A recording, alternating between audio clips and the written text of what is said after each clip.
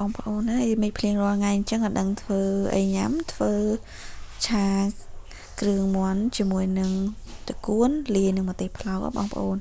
ដល់ពេលឆាហើយមើលតែទំនងបានជាក់តិចនឹងជាឆ្ងាញ់មិនទេបងប្អូនហើយគ្រឿងផ្សំងាយមានតកួនម្ទេសផ្លោកមាន់គ្រឿងរបស់យើងនឹងមានខ្ទឹមស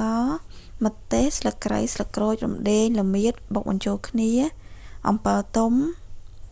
ហើយពេលដែលយើងរៀបចំកាប់មាន់ក្រៀមក្នុងការចម្អិនសម្រាប់ការចម្អិនគឺដំបូងយើងដាក់ប្រេងឆាចូលពេលដែលប្រេងឆាចាប់ផ្ដើមឡើងក្តៅហើយយើងចាក់គ្រឿងបុកនឹងចូលមករំលីងវាឲ្យចាប់ផ្ដើមឡើងឈ្ងុយបើបងប្អូនចូលចិត្តហឹរយើងបន្ថែមម្ទេសឲ្យយើងច្រើនតិចកាន់តែឆ្ងាញ់ណាពេលដែលយើងលីងគ្រឿងចាប់ផ្ដើមឈ្ងុយហើយចាំយើងចាក់សាច់មាន់ចូល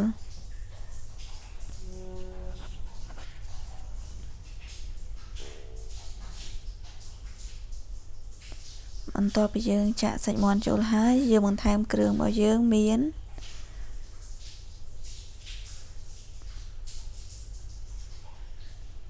រ៉ូឌីទឹកត្រី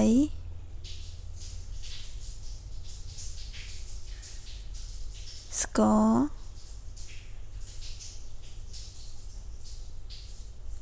ប៊ីចេងប្រេងខ្យងហើយយើងចាប់ផ្ដើមរំលីងសាច់របស់យើងនឹងឲ្យវាដាច់ទឹកសិនដើម្បីកាត់ជាតិឆ្អាបពេលដែលបន្ទាប់ពីដាច់ទឹកហើយបងប្អូនបន្ថែមទឹកសចូលដើម្បីឲ្យសាច់មាន់បានឆ្អិនល្អយើងបន្តរំលីងទៀតរយៈពេលប្រហែលជា10នាទីអីទៅហើយពេលដែលសាច់មាន់ចាប់ផ្ដើមឆ្អិនហើយយើងបន្ថែមអំពិលទុំបន្ទាប់មកយើងចាប់ផ្ដើមភ្លក់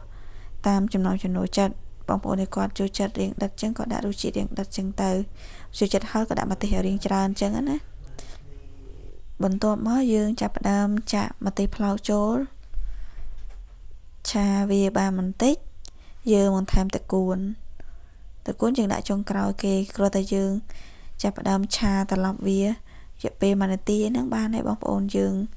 លើកចេញមកឆ្អិនជាការស្រេចមុខម្ហូបនេះញ៉ាំបាយក៏បានយើងចង់ក្លែមក៏បានដែរបងប្អូនសម្រាប់វីដេអូនេះគឺមានតែប៉ុណ្ណឹងអរគុណច្រើនសម្រាប់ការទស្សនាវីដេអូ